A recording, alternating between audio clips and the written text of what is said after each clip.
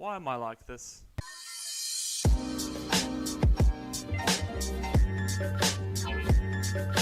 Hello and welcome to the second annual Doiz Gaming Fantasy Football thing. Yes, after days and days of telling myself I will not do this again. This took so long to do. You put in so much effort. You're not going to do this again. Here I am, doing it again. First things first, we got a bit of admin to go through. Firstly, we have had one change from last year, with Keaton coming in to replace Macca. Aside from that, we're on a different app this year. Instead of using the NFL Fantasy app, this year we use the Sleeper app. This helps streamline things, especially since a few of us, not naming any names, ended up in a few more than 1 or 2 leagues. Brad, 20, I think. We also have slightly larger teams from last year. We've added 2 more flex positions, as well as a super flex, giving us a team size of 12, alongside an increased bench space, which gives us a team size of 20. Lastly, we will only be looking at the regular season, as not all teams would play the same amount of games due to the way that Sleeper run things. However, I will make mention of the playoffs for any honourable mentions. Oh, I'm an idiot. When I meant playoffs, hang on, wee woo, this is the actual edit. So when I meant playoffs, I meant fantasy football playoffs, not these playoffs. Yeah, so, hey future me, put this after I say that bit, because I'm fucking stupid. Well, enough of this.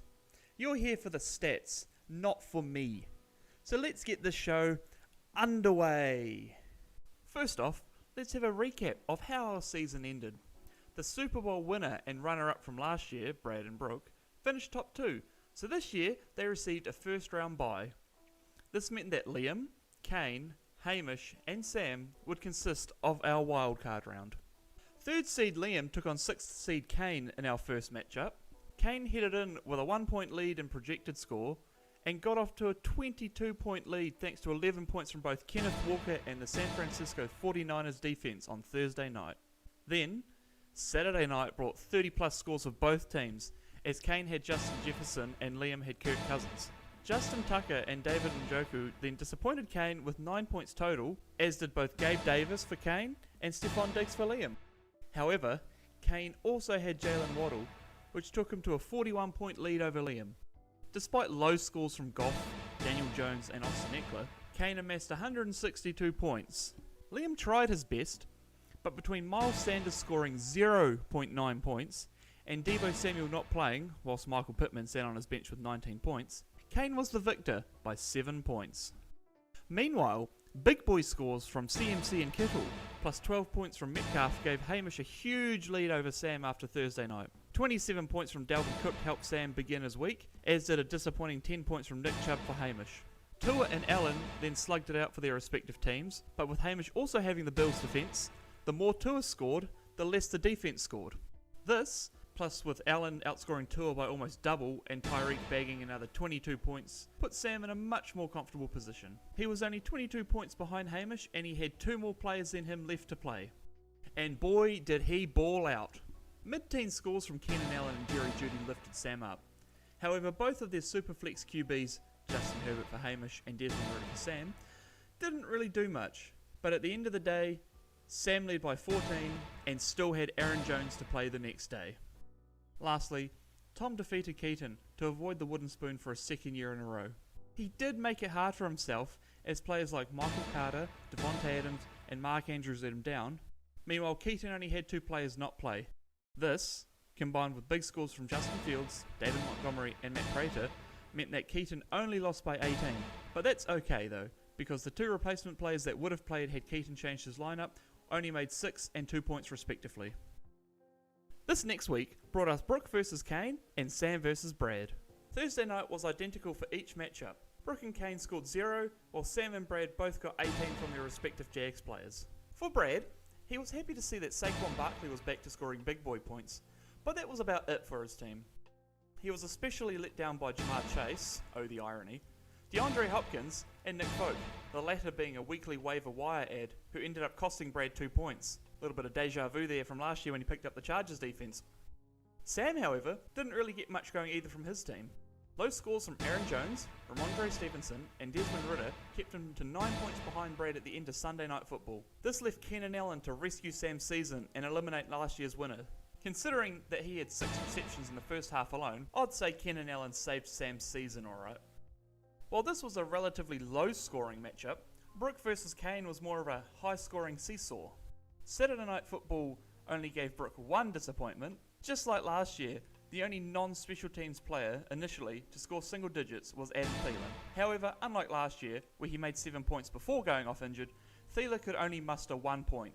And he didn't leave injured. He was fine the entire game. His 2 flex spots made a total of 30 points, as did his 2 running backs. His quarterback and tight end came together for even more points, nearly totaling a further 60 points. But mere minutes before his wide receiver George Pickens started his primetime game, Brooke decided to bench him for Mike Evans, as he really needed the consistency. This is despite the fact that Mike Evans had not scored a touchdown in 12 weeks.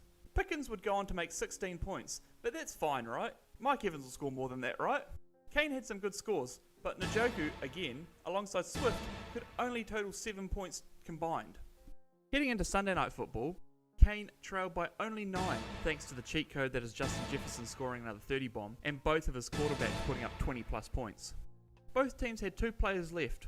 For Kane, he had the boom or bust Jalen Waddle, and Mr. Consistency Austin Eckler. For Brooke, he had the terribly out of form, but obviously consistent Mike Evans, and exciting young prospect Christian Watson. That morning, Brooke woke up, opened Twitter, and was greeted with a video of Jalen Waddle scoring an 84-yard touchdown. He said, "Well, that's my season over," and went back to bed. That day, he arrived at Brad's house to watch the football with his friends, only to be dealt his second blow. Christian Watson ruled out with an injury. "That's okay," he said. "Surely Mike Evans will score a tutty. He's due, right?" No, he didn't. Evans only made 6 points, which did give Brooke a lead heading into Monday Night Football, a lead of only 0.68 points. Basically, if Austin Eckler makes 7 yards rushing or 1 reception, Brooke loses. His only chance is for Austin Eckler to get a sore stomach or something to rule him out. And despite only having made 0.2 points after the first quarter, Eckler notched the first score of the game with a 1-yard touchdown, confirming Brooke's loss. Lastly, in 5th place playoff, Hamish secured a win over Liam thanks to T. Higgins, George Kittle and Scary Terry. What didn't help Hamish was Tua and his 3 interceptions, nor Treylon Burks and his 2 points. Liam, whilst helped up by Devonta Smith, Joey B and Kirk Cousins, was let down by Josh Jacobs, Stephon Diggs, Tyler Bass, Miles Sanders and the still injured Deebo Samuel to lose by 16. In a wild turn of events, the Super Bowl this year was contested between the 2 lowest seeded players, Sam and Kane, whereas the 2 highest seeded players, Brad and Brooke, were playing off for 3rd place. Whilst Brooke was at Brad's watching the football, they made an agreement that their 3rd place playoff would not be to see who wins, but instead who loses. They both decided that they would be starting their worst players and only using the current players on their team with a few exceptions. For Brooke, this meant picking up a new kicker in defense, whereas Brad picked up a couple of quarterbacks, including everyone's favourite running back, quarterback, wide receiver, tight end, kick returner, punt returner, Taysom Hill. This started off well for Brooke, with his backup tight end Austin Hooper making 1.6 points. However, when Sunday Night Football arrived, his fortunes began to change. When Brooke was thinking of picking up defences, he was very tempted to pick up the Bears. The last time that he had used the Bears, they had scored 2 points. This time, they would have made negative 2 points. Instead, he had picked up the Jags. The Jags made 18 points. Secondly, after making pathetic scores for the last 13 weeks and effectively costing him a place in the Super Bowl final, Mike Evans was put in a superflex spot instead of a second quarterback. Surely, the man who hadn't scored a touchdown since week 4 and had helped Brooke make 0 playoff finals this year would continue in his ways. Fuck no. He put up 207 yards from 10 receptions and also scored 3 touchdowns, making a massive 49 points. Not all of it was bad though. After many weeks of coming to Brooke say what he needed it most, Darius Slayton once again produced the goods being 0.4 points. Also, Donta Foreman, who had rushed for over 160 yards the week before, only scored 3.5 points. Alongside this, kicker Jason Sanders missed a field goal, limiting his points to 2. Due to injuries to DeAndre Hopkins and Jalen Hurts, Brad was able to bring in a couple of new players. The first one paid off pretty well, as Teddy Bridgewater could only manage 10 points before heading off injured. Not only that, he replaced Brad's initial quarterback choice in everyone's favourite quarterback, Deshaun Watson, who made 22 points that week. However, his second pickup, that of Taysom Hill, was a little more complicated. Not only did he rush for 24 yards and get one reception for 9 yards, he also scored a touchdown, which added up to 14 points. Wide receiver DPJ only got one reception, but with that, he scored a tutty as well. Meanwhile, Cordarrelle Patterson knocked up a 20 bomb, and his Eagles defense once again brought the goods with a 10-point game. Heading into the final game of Sunday Night Football, Brad led by 12, but only had one player left to Brooks' 3. Brad had Big Pat Frymouth, whereas Brooke had both George Pickens and the still touchdownless Deontay Johnson, alongside Summer J. Perrine for Monday night's game. And while the Pickens-Johnson combo did outscore Big Pat, Brad still led Brooke by 8 points heading into Monday night's game. This meant that Brad was the winner, which means he's still a loser. Congratulations. As we cross over now to the Super Bowl playoff, we see that Kane is having a pretty good time. In fact, before the first round of Sunday night football games were done, Sam was already down to a 13% chance of winning. And this wasn't his players' fault. Russell Wilson cooked up 23 points, and Tyreek put up 16, and while Evan Ingram didn't make too many points, only making 4, that was more than Kane's tight end, as David Njoku only put up 3. You know who did put up big numbers? Basically everyone else on Kane's team. Jared Goff made 22, DeAndre Swift put up 28, DJ Moore had 24, and Big Dick Daniel Jones made 36. Oh, and don't forget he still had both Austin Eckler and Justin Jefferson to come. As you might be able to tell, I did write that down before the Green Bay Packers-Minnesota Vikings game, as Justin Jefferson only managed 2.5 points, being absolutely shut down by Jair Alexander. But that's okay. Austin Eckler hauled in a further 32 points to leave Kane up by 70 with 2 players to play in Monday Night Football. However, due to events from that game, Kane won the Super Bowl and is our second Super Bowl champion. Congratulations to Kane for winning this Cuck Yearly NFL Fantasy Super Bowl trophy. Congratulations also go out to Sam for being the runner-up, Brooke for winning the Shit Bowl, and Tom for avoiding back-to-back wooden spoons. Now, let's get into the awards.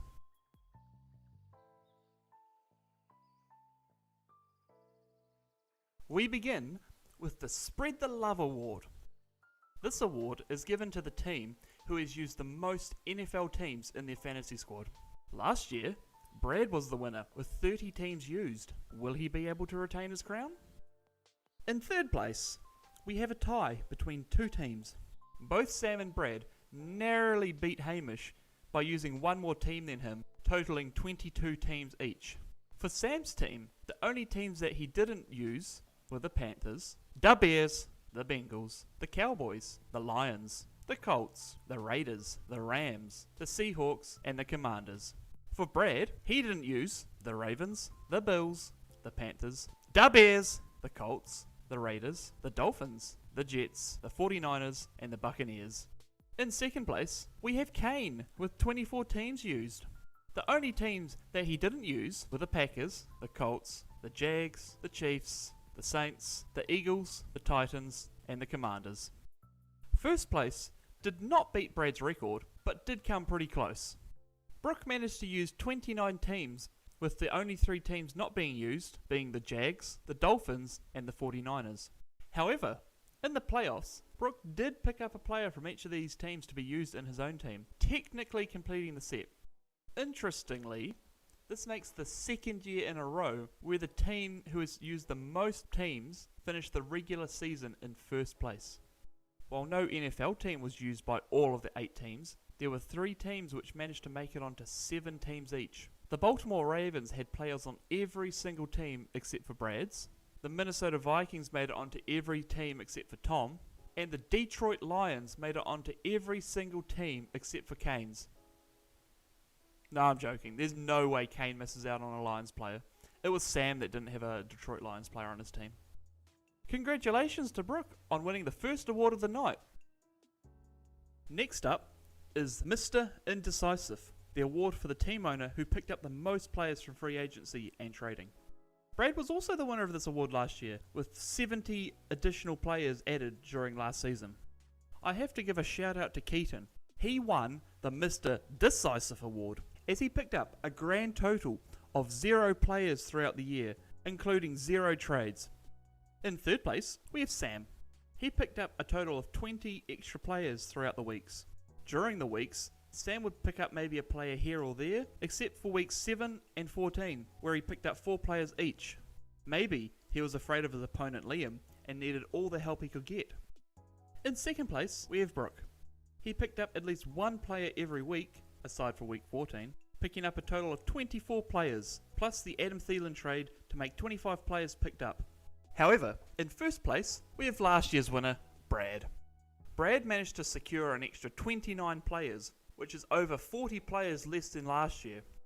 This included picking up 10 players within the first 2 weeks and a further 9 in the next 3. With the larger rosters this year, there are a lot less high quality players just sitting on the waiver wires waiting to be picked up, and Brad's number of pickups this year is great proof of this. But all that matters is that Brad has won this award for the 2nd year in a row. That's some good shit. Congratulations. The third award of the night is the Favourite Team Award. This award is decided by the highest percentage of players drafted from one NFL team to their fantasy team. Last year, we had a little bit of a controversy surrounding OBJ and him switching from the Browns to the Rams. Would he count as a Browns player since he started there? Would he count as a Rams player since that's where he ended up? Well, this year, I've figured out how to work out this issue. If a player has been picked up or traded to another team, they will count for both teams, but as half of a player. This might not sound like it makes sense right now, but we will see this in action soon enough. We will go through the players by draft order, so first up is Keaton. His favourite team are the Chicago Bears. Side note here, as I'm typing this up, Microsoft Word is suggesting that his favourite team is not the Bears, but in fact the Chicago Cubs. Of his 20 players, the Bears make up 15% of his team, being David Montgomery, Darnell Mooney, and Justin Fields. Next up is Sam, and he sure loves himself some Dolphins. He picked up 4.5 players. How can he have 4.5 players? Well, he picked up Tyreek Hill, the Miami Dolphins defense, Teddy Bridgewater, the Miami Dolphins defense again, and Jeff Wilson. Yes, Jeff Wilson, who was picked up by Sam as a 49er, counts towards the Dolphins as half a player. See? Makes sense now, doesn't it? Next up is Tom, and just like last year, his favourite team are the Bucks. This year, Tom picked up Leonard Fournette, Chris Godwin, the Tampa Bay Buccaneers defense, and Russell Gage. Only 4 players this year compared to his 6 last year, but considering last year he picked up the Bucks defense twice, as well as also picking up Antonio Brown, it makes sense that he didn't match it this year. Kane almost ran away with 3 favourite teams if Chase Edmonds was not traded to the Broncos, but he still ended up with 2 favourite teams. They are as follows: the Los Angeles Rams, where he picked up Matthew Stafford, Cam Akers, and Matt Gay, and the New England Patriots, where he picked up Jacoby Myers, Devontae Parker, and Hunter Henry. Liam is up next, and his favourite team is the 49ers. During the draft, he picked up Deebo Samuel, Trey Lance, and Brandon Ayuk, and then picked up Jimmy G during the Doiz Stag Night. Surprisingly, Liam had no interest in Big Cock Brock, which could have taken him to 5 49ers players. For Brooke, he managed to pick up all 4.5 of his players from the draft. His first 2 draft picks went to Patrick Mahomes and Travis Kelce, before picking up Juju Smith-Schuster and Sky Moore later on in the draft. With his final pick, he picked up the Broncos running back Melvin Gordon, who eventually found himself on the Chiefs practice squad, taking him to 4.5 players. Now, this spot would be for Hamish, but I'm skipping him for good reason, so instead, Brad is now up. And once again, his actual favourite team is his favourite team this year. That's right, with 6 players being picked up, Brad's favourite team is the Green Bay Packers. He picked up Robert Tonyan, Alan Lazard, not once but twice, the Packers defense, Romeo Doubs, and Max Crosby. Wait a minute. He picked up Robert Tonyan, Alan Lazard, twice, the Packers defense, Romeo Doubs, and Mason Crosby. Now, it's Hamish's time to shine. This man loves himself a sports team or 20. I wish I still had his old Twitter bio, where he listed off like 18 different teams as his favourite sports team. So just like in real life, he has 7 favourite NFL teams. Let's list off his team and all of his players. The Baltimore Ravens, Lamar Jackson and Devin Duvernay. The Los Angeles Chargers, Justin Herbert and Joshua Palmer. Da Bears, Cole Kmet and the Chicago Bears defense. Cincinnati Bengals, T. Higgins and Tyler Boyd. Washington Commanders, Terry McLaurin and Curtis Samuel. Buffalo Bills, the Buffalo Bills defense and Devin Singletary. The New England Patriots, Hunter Henry and Nick Folk. Good on Hamish for making his fantasy life mirror his real life. Our next award is the Ryan Fitzpatrick Memorial Award, formerly known as the Josh Johnson Award, for the player who has played with the most teams. Last year, we had 5 players play on 4 different teams. Would we have anyone reach those heights again? Well, in 4th equal place, we have 34 different players. If you think I'm going to name all of these players, what? Do you think I'm insane? Adam Thielen, Juju Smith-Schuster, Trevor Lawrence, Treylon Burks, Curtis Samuel, Damian Pierce, Daniel Jones, Daniel Carlson, Green Bay Packers, Robert Tonyan, Mac Jones, Philadelphia Eagles, Jameis Winston, Jamal Williams, Harrison Butker, Matt Gay, Chicago Bears defense, Graham Gano, AJ Dillon, Deshaun Watson, Justin Tucker, Rondale Moore, Drake London, Kenny Pickett, Hayden Hurst, Dawson Knox, Van Jefferson, Greg Dulcich, Jerry Jeudy, Hunter Henry, Matt Ryan, Miami Dolphins defense, Los Angeles Chargers, Christian Watson. In 2nd equal place, we have 2 players, Dalton Schultz and Michael Gallup. Both of these players found themselves being picked up 3 times. Finally, in 1st place, making it onto 4 teams is OBJ, at the time of typing this and at the time of recording this, still unsigned OBJ in a yearly league. Yeah, that OBJ. Now, you may have noticed that I didn't go into detail which teams these players are on. Well, that's because just like last year, a lot of these players were duplicates for the same team. So that means this award has to be redone. In 3rd equal place, we have all of those players I mentioned before, except for the following players who were picked up and dropped by the same team. Matt Ryan, picked up by Brooke twice. Miami Dolphins, picked up by Sam twice. The Los Angeles Chargers, picked up by Brad twice. Christian Watson, picked up by Brooke twice. Also, Michael Gallup, picked up by Brad thrice. This means that in 1st place, we have 2 players remaining. Yes, for the 2nd year in a row, OBJ still manages to finish 1st, however he only appeared on 3 teams this year, but this time he only has 1 friend joining him, Dalton Schultz. Firstly, OBJ was tossed around in the preseason, going between Brad's team, to Hamish's team, to Sam's team, before settling on Brad's team after week 4. Dalton Schultz, on the other hand, started out on Kane's team before being dropped. He was picked up to be Travis Kelce's backup on Brooks' team before being dropped again. Finally, with Darren Waller out injured, Liam picked up Dalton Schultz to cover the tight end position. Grab your noob tubes and copies of MW2. It's time for the One Man Army Award. This is given to the player who had the highest percentage of points for their team in a certain week. Last year, Jamar Chase was screwed out of the win by T. Higgins and James Conner benefiting from incomplete teams. Could he run it back and win it this year? Well, he sure has a better shot now, as I am disqualifying any team which is incomplete due to injuries or players on the bye. If they were injured during the game, that's all fair, but if they weren't playing the game to begin with, they will be disqualified for their team. In 3rd place, we have Lamar Jackson. In week 2, Lamar Jackson took on Tua Tagovailoa, with both players putting up 40 points for Hamish's team. However, despite loving Tua with a burning passion, Tua was left on Hamish's bench. Because of this, Lamar Jackson ended up scoring 24.15% of Hamish's points that week. It wasn't that the rest of Hamish's team were busts, with Justin Herbert scoring 25 points, CMC 17, and Michael Thomas being healthy, but having Tua, and also Nick Chubb, who scored 32 on his bench, made Lamar stand out so much more. In 2nd place, it's the walking cheat code himself, Justin Jefferson. Jefferson made 25.85% of Kane's points in week 1, which was when he scorched the Green Bay Packers. His 39.4 points looked very nice alongside DeAndre Swift's 26.5 points, helping Kane win the opening week. So, how much did Justin Jefferson carry his team? Well, Kane also started Matthew Stafford, 9.8, Kyle Pitts, 3.9, DJ Moore, 8, and Cam Akers, 0. Yes, this is the week Cam Akers made 0 as the starting running back for the Rams. And yes, Kane did win this week. And no, Cam Akers is not disqualified because he actually started and played the game. He wasn't injured, he wasn't on a bye, it's all fair. Finally, in 1st place, we have Justin Fields. In week 9, Fields made 43% of Keaton's points because there were 4 starting players who did not play. So Fields will be disqualified. So this means that 1st place actually goes to Mike Williams. In week 14, Williams made a solid 38% of Keaton's points, who had 6 players out that week. Another disqualification. Okay then, First place goes to Delvin Connor. He made 31.1% of Sam's points in week 10. Wait a minute. Delvin Connor isn't one player, but two. Delvin Cook and James Conner both scored 15.55% of Sam's points this week, but they will also be disqualified as they are two players, not one.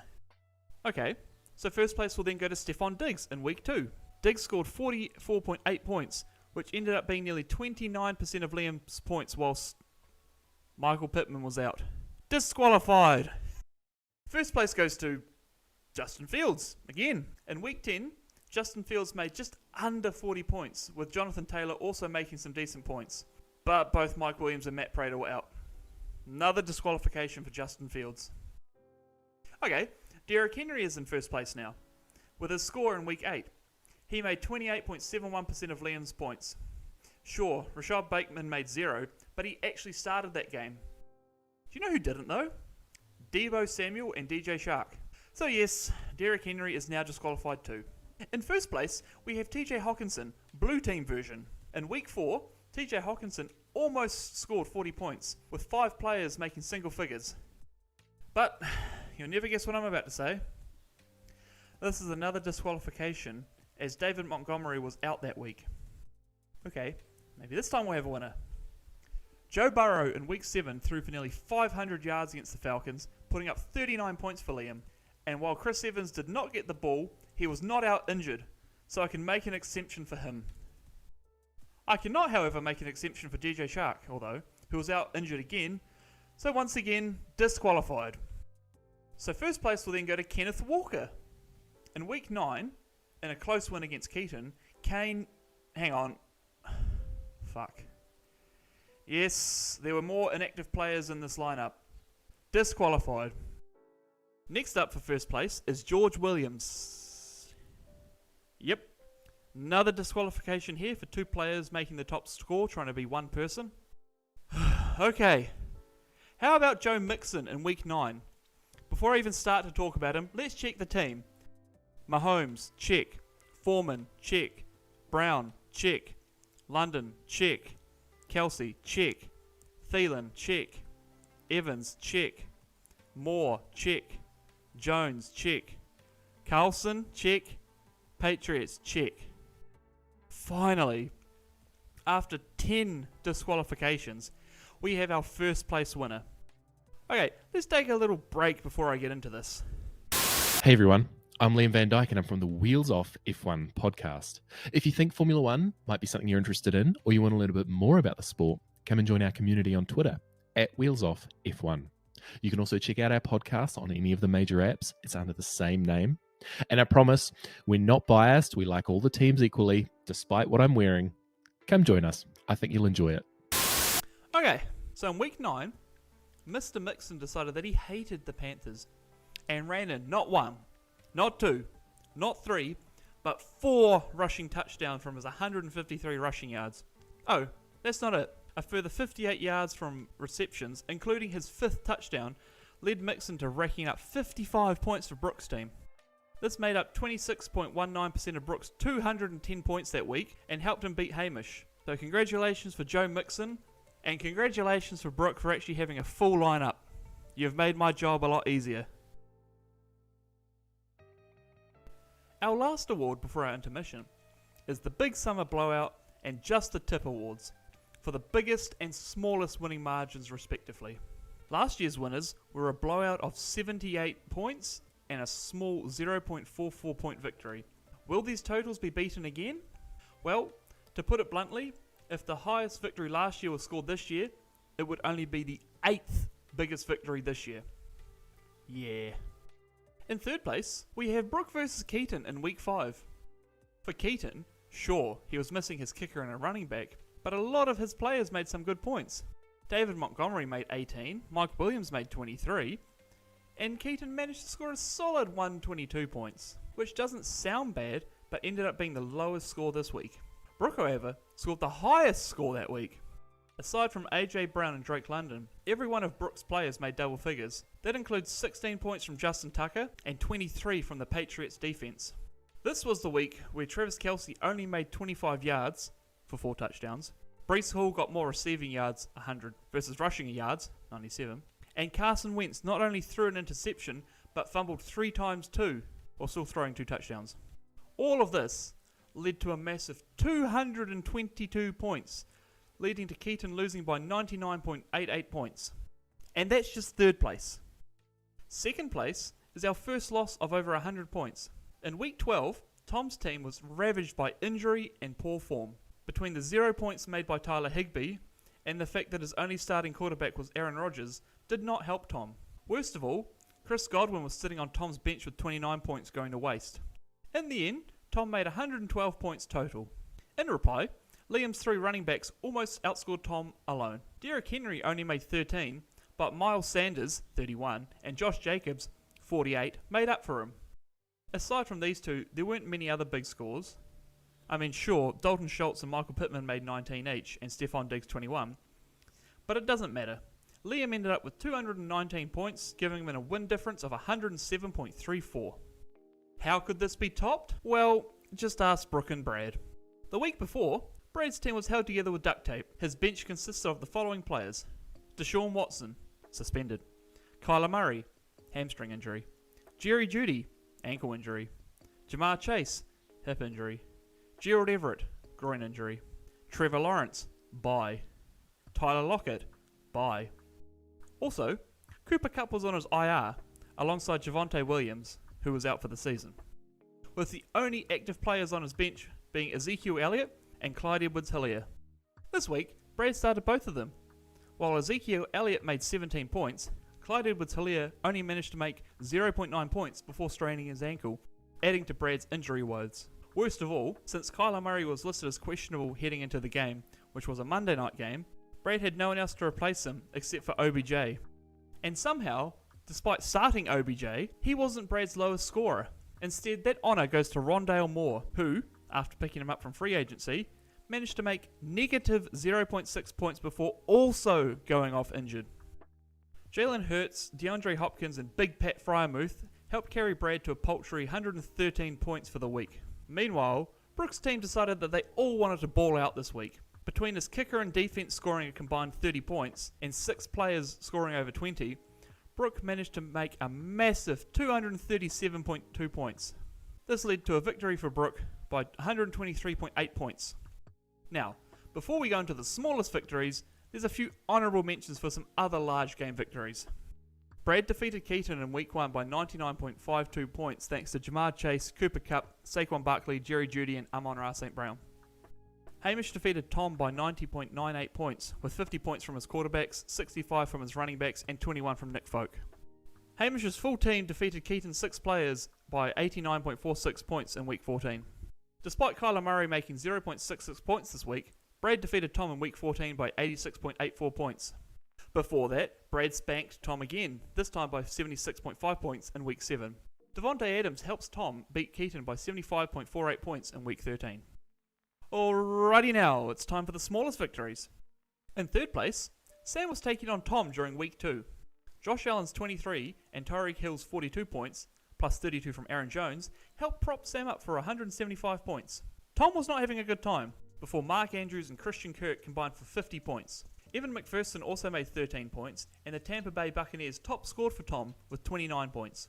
Because of this, Tom made 177 points, beating Sam by a narrow 1.92 points. Week 10 rolls around, and Sam is back once again for second place. Sam was let down by his wide receivers, but his running backs pulled all their weight, bringing Sam to 151 points. Meanwhile, on the other side, Hamish's team was solid, but nothing special. His highest scorer was Tua with 23 points, but despite this, Hamish was only able to score 150 points, which, while being decent, meant that he lost to Sam by 1.66 points. Before I reveal the top spot, I have to mention the remaining honourable mentions as we have a lot to get through. Week 8, Brooks scores 200 points, still loses by 8.94 points to Sam. Week 11, Sam nearly loses to Keaton, only winning by 8.86 points. Week 13, Tyreek Hill makes 29 points, Jalen Waddle makes 1, Sam beats Kane. Week 10, Chase Claypool helps Kane beat Brad by 6.26 points. Chase Claypool that week made 1.8 points. Week 5, an injured kicker and negative scoring defense cost Sam against Brad, losing by 6.24 points.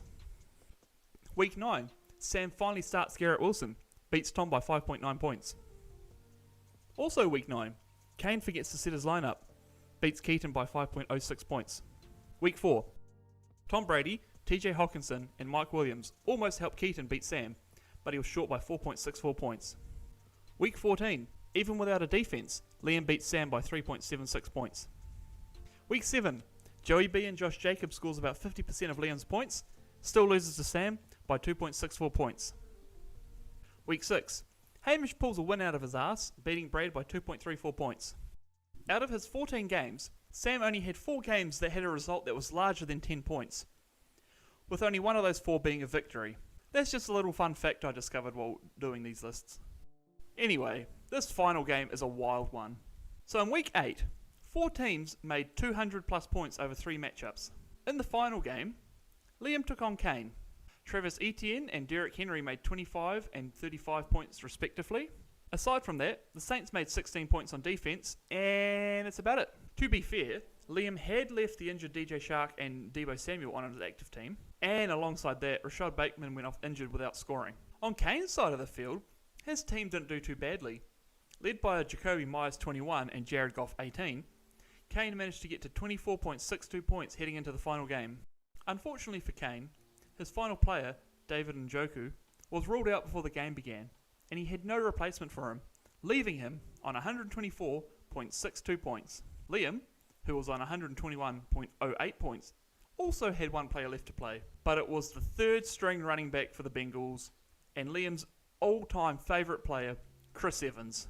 Evans was projected to make a solid 0 points, leaving Kane at a 99% chance of winning. Surely Kane had this in the bag, right? Right? Well, Chris Evans got 1 reception. This would at least net him 1 point, putting Liam on 122.08 points. But Chris Evans made some ground on that 1 reception. In fact, he made 26 yards. That's an additional 2.6 points for Liam, and in the end Chris Evans only made 3.6 points. This gave Liam a total of 124.68 points, meaning that Liam won by 0.06 points. Not 6, not 0.6, but 0.06 points. Alright, it's time for intermission. Or you go and grab a drink and stretch your legs. I'll rattle off some of our more fun awards. First up is the best and worst team nicknames. Thankfully, no one has similar names like last year, so there's no Tom Brady kisses his son, Tom Brady's son, kissing your son is okay, Tom Brady kisses his son on the lips nicknames for me to get confused about.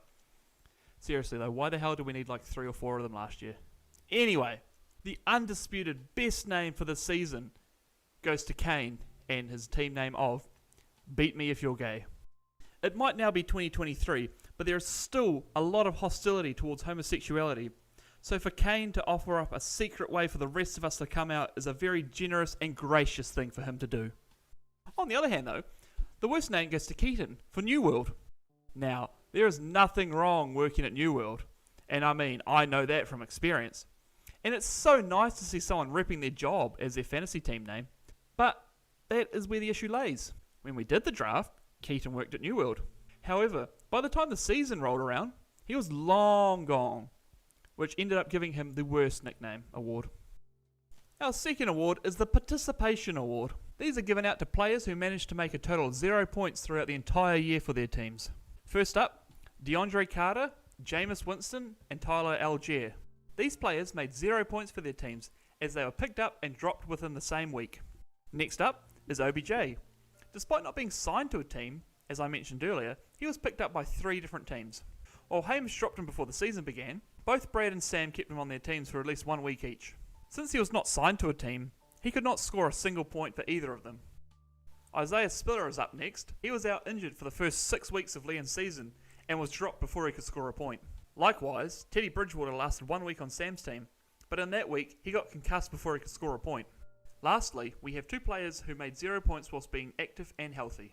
Drew Lock, who had potential to be the starter for the Seahawks before the season actually began, was picked up by Tom in the draft. However, Geno Smith was named starter, and Lock made 0 points from the 3 weeks on Tom's team before he was dropped. Lastly is Cole Kmet. Before the season began, all Hamish could talk about was how good Cole Kmet's going to be. He's going to be the best tight end in the league. He's super underrated. He's going to do so well on my team. After 2 games, Cole Kmet had scored 0 points.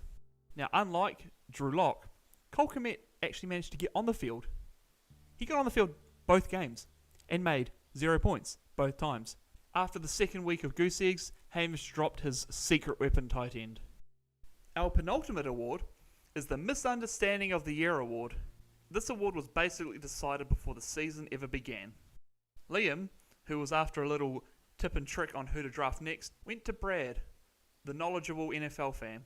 Brad said, "You should pick up Evans next." So Liam did pick up Evans.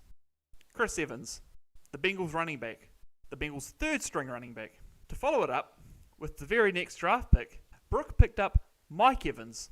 Now, you can see where the mistake was made, but it is very understandable. Brad is a huge Bengals fan, so obviously Liam thought that Brad had some secret insider knowledge about Chris Evans and that he was going to break out this year. No, Brad just meant Mike Evans. Our final award is the Gayest Player of the Year. This goes to the player that defeated Kane the most over the year. While 4 players did defeat Kane at least once, 2 of them defeated Kane twice, although both of these players lost to Kane in the playoffs. So, with their 2 victories, the Gayest Player of the Year is a tie between Sam and Brooke. My lord, what a hairy child that would make. Okay, welcome back. It is time for a new award in this year's ceremony, Busts of the Week.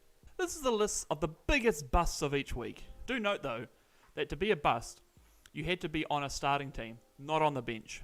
These entries will be written up at the end of the week, not at the end of the season, to reflect exactly how we're feeling about these players at that point in time. Not much else to say. This is going to be a long one, so let's get right into it. For week 1, we had 14 potential busts to choose from, and while it was very tempting to give it to someone who scored 0 points, there were bigger busts. How? Well, in the case of week 1 busts, a team lost because of how big their bust was. In the end, while Aaron Rodgers had another shitter of an opening week, our week 1 bust goes to Alvin Kamara. Not only did he score 7 of a projected 18 points, but his owner only lost by 10 points. Worst of all, it wasn't the other running back taking his snaps. Instead, it was tight end, quarterback, punt returner, punt blocker, kick returner, wide receiver, and all-round good guy, Taysom Hill. However, the honourable mentions for this week do include Cole Kmet, Cam Akers, and Devonta Smith. All 3 of these players turned up and then left, just having a little run around. All 3 of you scored 0 points and did your teams proud. Week 2 was full of busts, 22 in total. However, most of them came on teams who either won or lost by a lot. However, one team had not 1, not 2, but 3 big busts. Once again, we see Sam's team take home bust of the week, but this time it's not for Alvin Kamara. He was out injured this week. Could Dalvin Cook and his paltry 7 points take it home? That was enough for Alvin Kamara last year. Speaking of Cook, did Russ cook up another disaster, only making 12 points against the Texans? No, it was neither of them. It was the Miami Dolphins defense who won it this week. Sam only lost by 2 points this week. Despite their lowly showings, Cook and Wilson both at least scored points. The Miami Dolphins lost 4 points, which is a huge factor in Sam losing his game this week. The worst thing is that the Miami Dolphins actually won their game, yet the Ravens defense managed to score a solid 7 points fantasy-wise. Just like last year, there's actually 3 dishonourable mentions. First up, he's back again, Cole Kmet, 0 points. Think about that. After 2 weeks, you and I have the same amount of fantasy points as Cole Kmet. Next up is Matt Ryan. While Ryan did not make it to the starting lineup, he was there for a good majority of that time. It wasn't until 1 a.m., 4 hours before the game began, that he was switched out for Carson Wentz in some sort of reverse cult play, and boy, that surely saved him from the main list of busts, only managing 3.8 points against the Jags. Finally, it's everyone's favourite baseballer, Hunter Renfrow. Now, he didn't have a bad game points-wise, but he fumbled not once, but twice in the dying stages of overtime, with the second being recovered for the game-winning touchdown. If that's not bust material, I don't know what is. 27 busts this week, and this is with the exclusion of those who got injured, such as Dalvin Cook, Michael Thomas, and David Montgomery. For the third week in a row, Sam basically had this award on lock, with James Conner, Tyreek Hill, Aaron Jones, Alvin Kamara and Russell Wilson all being big busts, alongside the Dalvin Cook injury. However, there was one bigger disappointment than them all. Justin Jefferson. After scorching the Packers in week 1, Jefferson had a bad week in week 2. But you could blame that on Kirk Cousins and his Monday night primetime woes. Week 3, however, is a different story. He could only muster 4 points against the stifling Detroit defense. Wait, no. What am I being told? You're telling me that the Lions defense is currently the worst in the league? They're ranked 32nd? Oh, how do you only manage 4 points against that? It's even worse when you look at it and realise he was projected to make over 22 points. Week 4 brought a lot fewer busts than last week, which isn't saying much. But what it did bring was a very hard decision for Busts of the Week, with a couple of games coming down to less than 20 points, including one decided by only 5 points. You knew that whoever busted this week really busted hard. Eventually, there were only 2 to choose from. While it was very tempting to give it to Allen Robinson and his meagre 2.7 points, his third score under 5 points from 4 weeks, I had to give it to his former QB, Justin Fields. Between fumbling the ball, only making 50% of his passing attempts, and his team scoring 0 touchdowns, Fields had another shocker of a game. Well, this is his best outing points-wise, since his victory over the 49ers in week 1. This was also his third game under 10 points, and was outscored by every other quarterback starting in the league this week, aside from Matthew Stafford. This has not been a good year for Fields, but we see Trevor Siemian take over as starter. I'd like to reiterate that was written in week 4. A lot of the low scores made this week were a result of various injuries and or concussions. So you won't see players like Teddy Bridgewater, T. Higgins, or Darren Waller on here. What you will see are players like Jared Goff, 5.86 points, James Robinson, 1.5 points, and Chase Edmonds, 0.1 points. That score of 0.1 points was very tempting to put on here as Bust of the Week, but despite this, and also despite starting Jared Goff, Matthew Stafford, Jalen Waddle and Elijah Moore, Kane won his week, again. Instead, we have the return of Sam's team for the third time. While we nearly had our first 2-time buster in the Miami Dolphins defense, who scored in the negative again, there was someone worse, and there's only 4 words I need to say. Broncos country, let's ride. Yes, Russell Wilson is this week's bust. Sam only lost by 7 points, and Russell Wilson was 7 points under his projected score. That wasn't through a lack of trying, as he threw 274 yards in the Thursday primetime game. But that was about all he threw. Aside from the 2 interceptions he threw, there was 0 touchdown throws and even a fumble. Also, you could argue that he lost the game for the Broncos in overtime by not targeting the open KJ Hamler. But at the end of the day, they say that a picture speaks 1,000 words, and this picture sums up his week better than I ever could. Fun fact, this picture is also currently my Xbox gamer pick, so once again I have a dishonorable mention to bring up, and once again it's old mate Hunter Renfrow. Let's paint a picture. Your team is down by 1 point. There's 40 seconds on the clock. You still have 2 timeouts. You're trying to get into field goal range for a kicker who's 15 for 15 in field goal attempts. Devontae Adams, your best wide receiver, has 124 yards from 3 receptions and is looking unstoppable. Derek Carr throws the ball to Adams, but he's on the ground. Surely it's pass interference from the defense, right? They actually finally stopped him? No, not at all. Instead, it was Hunter Renfrow running into Devontae Adams that knocked him down, making this the second game where you could say that Hunter Renfrow choked in the final moments. Week 6 was a very decent week for gameplay, with a very low number of busts. But we did have some key busts. Both of the Seahawks playmakers, DK Metcalf and Tyler Lockett, underperformed immensely, as did the Browns running backs. And as very tempting as it is to give this to yet another one of Sam's players who got negative points, to be fair it wasn't the Miami Dolphins this year, it was Jeff Wilson, I had to give it to a quarterback who really stank up the joint. No, it's not Carson Wentz. No, it's not Aaron Rodgers either. Nope, not Lamar Jackson. It's the one and only Kyler Murray. We can joke all we like about this being a 2x XP weekend for Call of Duty, but at this point in time, Modern Warfare 2 hasn't been released yet. So what went wrong? Murray was swamped by the Seahawks defense, being sacked 6 times and also fumbling twice, once for a loss. Worst of all, He threw 0 touchdowns and 1 interception during the game. What should have been a feast of points was more like a famine, with Murray falling nearly 10 points short of projected. While this player was not a bust per se, and he didn't actually have a bad game, I'd like to give an honourable mention to Saquon Barkley. You may be wondering how a player who scored 18 points is considered a bust. Well, during the dying seconds of the game against the Ravens, Barkley broke free and was open to score his second rushing touchdown. Instead, he slides just before the end zone. Sure, he did this to all but secure a win for the Giants, who, despite all their wide receivers being injured, are 5-1, and even apologised for his actions for all of his fantasy owners, but the 6 points that he would have netted for a touchdown would have helped Brad win that week. Seeing players like Russell Wilson and Carson Wentz being out this week, we have more potential for some new busts to emerge. And we have a first with our bust of the week here. It's an entire team. Tom had a total of 2 players, including his bench players, score above their projected score, with a large majority majorly being under. Since I do not count bench players in bust of the week, Christian Kirk is the only person from Tom's team to get a pass. So let's have a rundown of Tom's team and see where everything went wrong. Firstly, both Najee Harris and Chris Godwin were not bad, only just slightly under their projected score. But with how badly the rest of his team performed, that helped drag them down. Aaron Rodgers continues his poor showings, being outscored by PJ Walker, Taylor Heineke, Davis Mills and Andy Dalton that week.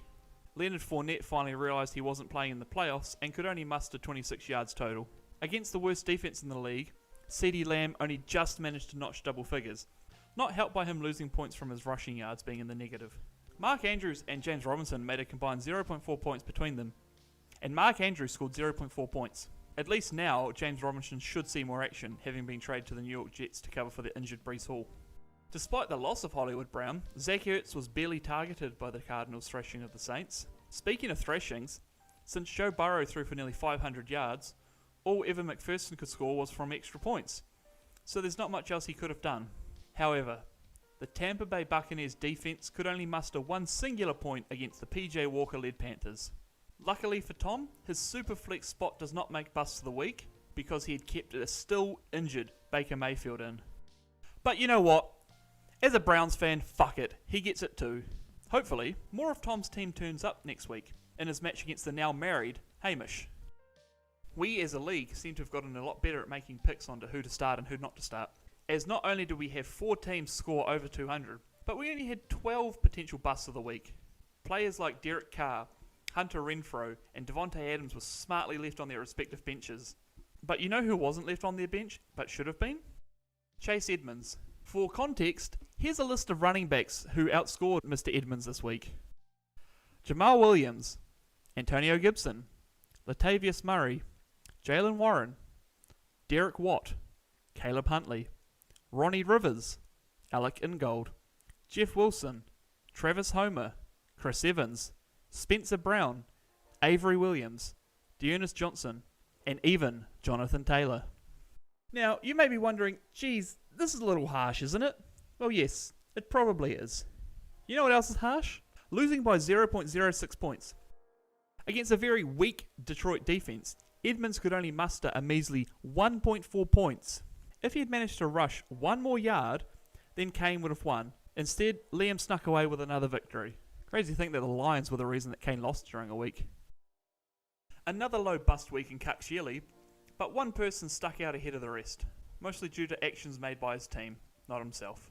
Waking up to the news of TJ Hawkinson being traded to the Vikings was exciting for Vikings fans, but also for owners of Amon-Ra St. Brown. No disrespect to any of the other Detroit Lions wide receivers, but at this point St. Brown was already averaging 16 points a week, which isn't insane or anything, but alongside Hawkinson, he was considered to be one of the better options that Jared Goff has. Now, with Hawkinson gone, surely his points would drastically go up. Well, no. Out of his 9 attempts, he only took in 4 receptions for no touchdowns. And sure, other players like Brian Robinson and Clyde Edwards-Helaire scored lower than him, but St. Brown had the biggest difference in potential to actual points scored, which almost covered the gap between Brad and Liam. In a week of ups and downs, the ups once again outweighed the downs. One of the more rounded teams this week was Hamish's. Even including his kicker and defense, Each player of his was averaging 12.5 points each, and a lot of those were a lot higher. Scary Terry got a 20 bomb, Devin Singletary ran in 2 touchdowns, and George Kittle made a very solid 3.1 points. Wait a minute.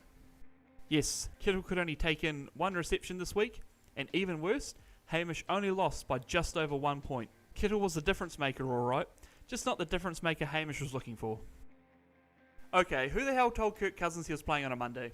Seriously, what happened to the Kirk Thuggins-led 8-1 Minnesota Vikings? Well, you could argue the entire team could be considered bust of the week. A lot of their disappointing results could be led back to Cousins.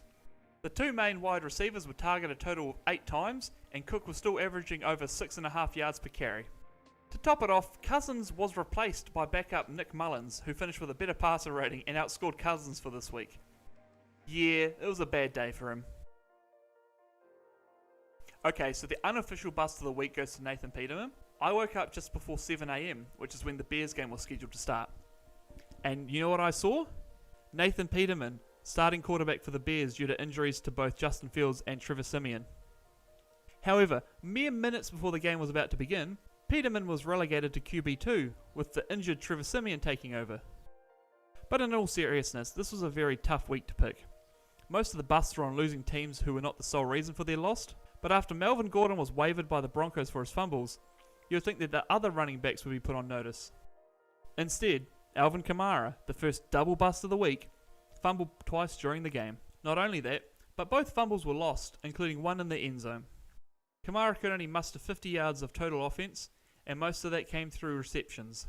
With James Conner, Aaron Jones, and Ramondre Stevenson also all starting for Sam, and outscoring Kamara by at least 13 points, and Garrett Wilson's 26 points sitting on Sam's bench, Alvin Kamara's failure was seriously amplified. By all accounts, either Austin Eckler or Alvin Kamara should have received this award. Despite putting up 100 yards offensively, Eckler could only muster 12 points, which is made worse by the fact that if he had hit his estimate of 22 points, Kane would have beaten Sam. If that had happened, I have no doubts that Alvin Kamara would win back-to-back Bust of the Week awards, as his 5.7 points this week was very poor, with only Jeff Wilson being the only active running back on Sam's squad not to outscore Kamara. But neither of these lads will receive the award. Neither will Dawson Knox and his goose egg, nor George Kittle, who made yet another disappointing score. Instead, it's the big lad himself. Not only did the Eagles restrict Derrick Henry to less than 40 offensive yards, they restricted him to under 6 points total. And with both him and Travis Etienne making low scores, Liam lost this week by just over 20 points, which drops him from first place to third place. And with the playoffs beginning after this next week, he may find himself eliminated from the first round, as only the first 2 positions get a bye. This is a very important week for teams, as the playoffs are next week, so busting right now could be disastrous. Don't worry, we didn't see that much busting, just a fuck ton of injuries. Higgins, Boyd, Samuel, Pickett, Huntley, White, Murray, and Stevenson, just to name a few off the top of my head. But for one team, they needed to win, and win big, to secure the final spot in the playoffs. Unfortunately, this man was blown out of the water. Tom lost by just under 90 points to Brad, and because of this, he is eliminated to the shit bowl against Keaton. So, who do I pick from his team to label as a bust? Mark Andrews and his 3 points? Devontae Adams, who could only muster 10 points in his side's shock loss to the Rams? The Tampa Bay Buccaneers defense, who scored negative points? His entire team again? No. There is only one player who was absolutely shut down and only scored about a third of his predicted score. Despite getting 5 receptions, CeeDee Lamb could only gain 33 yards during this game, bagging only 8 points for Tom. While he did not cost Tom his playoff spot, he was one of many to let Tom down, and this week, he is the biggest bust. Surprise! It's bust of the week for the playoffs too. This is the worst time to be labelled a bust, as you'll be costing your manager a spot in next week's games. This week was the 2 wildcard playoff games and the shit bowl. And believe me, some teams were playing like they were in an IRL shit bowl. And the worst offender of all was Miles Sanders. Despite playing against one of the weaker defences in the Bears, Miles Sanders could only muster 9 points. As he... Oh, wait, I misread it? Oh, you are completely right. Despite playing against one of the weaker defences in the Bears, Miles Sanders could only muster 0.9 points. If he had actually made 9 points, Liam would have been off to a semi-final next week. But no. Instead, the third place finisher, who may I remind you had the same record as places 1 and 2, has now been eliminated. Semi-finals time, and just about everyone bought their A game. Everyone except for these 7 players. Narrowing it down, only 3 of these played on losing teams, and only one game was close, being Sam versus Brad. Somehow, despite only scoring -2 points, Nick Folk is not Bust of the Week. Oh no. That goes to DeAndre Hopkins. Sure, you could argue that he's playing with a 3rd-string quarterback, but you're talking about Trace McSorley here, an absolute legend of the game. In all seriousness though, it was not like D-Hop wasn't targeted. From 10 targets, he could only haul in 1 for a measly 4 yards. This gave him 1.4 points, which is about 10% of his projected score. This ensured that Brad would not go back-to-back in fantasy wins, and was eliminated. For the finals week, we will actually have not 1, but 2 busts of the week. The first bust of the week will be the usual underwhelming player, and the second bust of the week will be an overachieving player. This will make sense a bit later, but first, this week's bust of the week. In the most important week of the season, you have to bust pretty hard to be labelled the worst. And this isn't even being awarded to a regular winner. No, I'm breaking my own rules. This instead has been awarded to most of the Minnesota Vikings. This includes the following players: Kirk Cousins, Dalvin Cook, Justin Jefferson, the Minnesota Vikings defense, and Jalen Reagor. You may be wondering a couple of things. Firstly, Adam Thielen is unavailable for this award, and this will be explained later. Secondly, Greg Joseph, despite missing 2 kicks, still made 3 points, which was enough to exclude him from this list. Lastly, no one had Jalen Reagor on their roster, let alone their active team, but I thought to include him anyway. So why did these Minnesota Vikings players get busts of the week?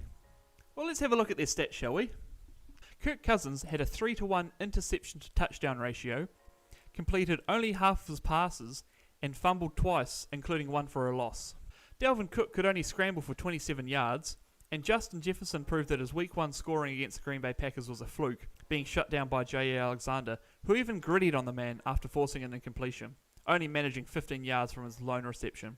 The defense scored in the negatives, which wasn't helped by letting in 35 points, including a rushing touchdown to 39-year-old Aaron Rodgers. How do you not stop 39-year-old Aaron Rodgers from rushing? I didn't even realise that Jalen Reagor made it onto the field, but apparently not only did he make it on, but he managed to fumble once and end up on negative points. Our second bust of the week goes to a player who vastly outscored his projected total. This is due to the fact that Brooke and Brad were competing to score the lowest score. This is why Adam Thielen was not included on the real bust of the week, as his score of 2.6 was in fact one of the better scores for the shit bowl. Instead, the player who went big was the real buster, and this means that the winner of this award is Cordarrelle Patterson. But Brooke, you say, Mike Evans scored 49 points. How did he not instantly win this? Well, my friends, despite his massive score, Brooke still scored less than Brad. And to truly be a bigger bust, you need to cost your team a win. And while Taysom Hill put up a decent score, especially for the tight end position that he 100% is, Cordarrelle Patterson was only expected to make 8 points. He made 20. And if you take away the extra 12 points that Patterson scored from Brad's points, Brad would have won. Which is why he wins Bust of the Week this week. So once again, here are each of the Busts of the Week. Alvin Kamara, Miami Dolphins defense, Justin Jefferson, Justin Fields, Russell Wilson, Kyler Murray, Tom's entire team minus Christian Kirk, Chase Edmonds, Amon-Ra St. Brown, George Kittle, Kirk Cousins, Alvin Kamara, Derrick Henry, CeeDee Lamb, Miles Sanders, DeAndre Hopkins, the mishmash of Minnesota Vikings players that I listed before, and Cordarrelle Patterson. Congratulations to everyone who did not make this list. You guys did pretty well.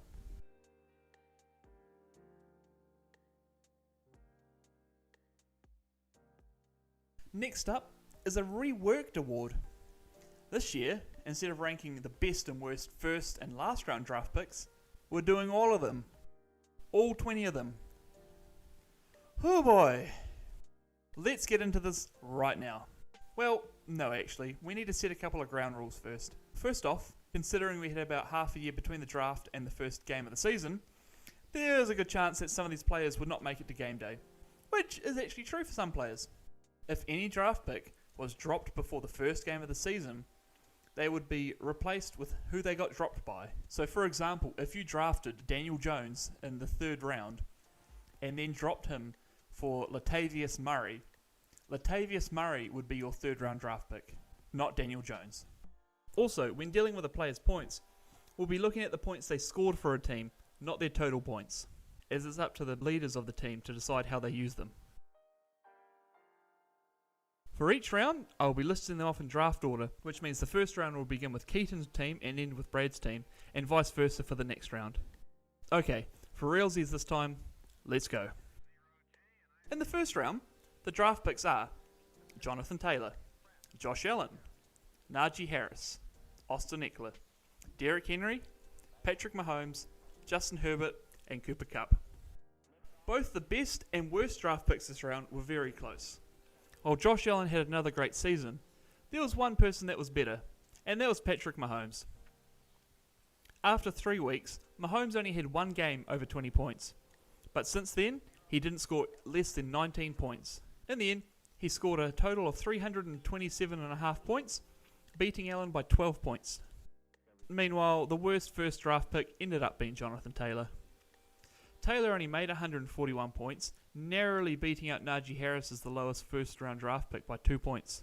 If Taylor had been healthy the entire season, maybe things could have been different, but who knows. In the second round, the draft picks are Jamar Chase, Lamar Jackson, Travis Kelce, Joe Burrow, Justin Jefferson, Devontae Adams, Dalvin Cook, and Brandon Cooks. This was not as close, as Justin Jefferson was about 40 points higher than second place Devontae Adams, and this included only scoring 4.4 points against Detroit in Week 3. Meanwhile, Brandon Cooks was only able to make 11 points for his team, as he was benched in Week 2 and never brought out again.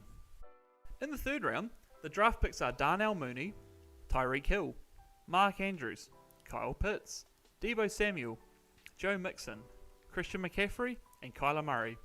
While CMC did do pretty well, making 267 points, he is no cheater. Tyreek put up a flat 290 points, which included a 40-point game against the Ravens in Week 2.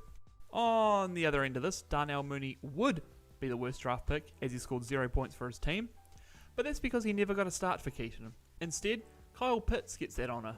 Remember how I said Tyreek Hill had a game where he scored more than 40 points? Well, that's more than Kyle Pitts scored for Kane in the entire season. Pitts could only muster 37 points for Kane, whilst battling injuries and Marcus Mariota overthrowing him. In the fourth round, the draft picks are Jalen Hurts, George Kittle, Dak Prescott, Stephon Diggs, Matthew Stafford, Aaron Rodgers, Russell Wilson, and Tom Brady. The gap between first and second is a massive 75 points. Sure, Stephon Diggs made 255 points for Liam, but he could not overtake Jalen Hurts and his massive 330 points. At no point did Hurts score under 15 points during the season, and even then, there was only 3 games that were under 20 points. Meanwhile, Matthew Stafford could only manage 69 points for Kane. Nice. Considering that Kane also drafted Goff, Carr, and eventually picked up Daniel Jones too, it makes sense that Stafford didn't get much game time before a season-ending injury. In the fifth round, the draft picks are the Los Angeles Rams defense, Alvin Kamara, CeeDee Lamb, DeAndre Swift, Darren Waller, AJ Brown, Nick Chubb, and Javonte Williams. Somehow, the defense didn't get the lowest score. Instead, Darren Waller gets the honours. Similar to Pitts, he could only manage 39 points before suffering a major injury that sidelined him for the rest of the regular season. Meanwhile, AJ Brown just snuck ahead of CeeDee Lamb to snag the best draft pick by 12 points. In the sixth round, the draft picks are Saquon Barkley, DK Metcalf, Breece Hall, Trey Lance, Jalen Waddle, Leonard Fournette, Aaron Jones, and TJ Hawkinson. Whilst he was almost the worst first-round draft pick last year, Saquon Barkley is now the best draft pick for the sixth round, scoring 218 points. Meanwhile, Trey Lance is the third player in 4 rounds to become the worst draft pick due to injury. If he did not suffer a fractured ankle, maybe he could have been the best draft pick instead. However, the injury which happened in week 2 severely limited his points. In the 7th round, the draft picks are Antonio Gibson, Keenan Allen, Zach Wilson, Derek Carr, Chris Evans, Mike Evans, T. Higgins, and DeAndre Hopkins. Remember that 3.6 points that Chris Evans made for Liam? Yeah, that was the only points that he had scored the entire season for Liam, making him the worst draft pick at this round. As fun as it would be to have Mike Evans as the best draft pick, he was outscored by the real best draft pick, T. Higgins. Bastard. In the 8th round, the draft picks are Ezekiel Elliott, Scary Terry McLaurin, Deontay Johnson, Michael Pittman, Cam Akers, Chris Godwin, Deshaun Watson, and Justin Fields. And we have our first disqualification, with Deshaun Watson being dropped before week 1, understandably. Instead, his spot will be taken by the player who is dropped for, Odell Beckham Jr. Because of him not starting a game, OBJ doesn't get the worst draft pick at this round. Instead, Cam Akers is the lucky winner of this award, as he scored 0 points, which wasn't through a lack of trying, as he was started by Kane. Meanwhile, Justin Fields outscored Scary Terry by 70 points to get the best draft pick, and that's with him missing games too. In the 9th round, the draft picks are David Montgomery, Dallas Goedert, Zach Ertz, Dalton Schultz, Josh Jacobs, Amari Cooper, Tua Tagovailoa, and Amon-Ra St. Brown. With Dalton Schultz not starting for Kane, another tight end takes his spot. It was the tight end who got injured before the end of the regular season. This didn't narrow it down. Either way, Zach Ertz is the worst draft pick at the spot, with Dallas Goedert only 11 points ahead of him. Meanwhile, Josh Jacobs showed why the Raiders should have taken his 5th-year option, scoring 280 points and easily netting him the best draft pick in the 9th round. In the 10th round, the draft picks are Jerry Jeudy, Trevor Lawrence, AJ Dillon, Kirk Cousins, DJ Moore, Hunter Renfrow, James Conner, and Hollywood Brown. However, we have another issue. Trevor Lawrence was traded to Brad's team for Treylon Burks and OBJ. Since OBJ was dropped before the first game by Hamish, he would have been disqualified.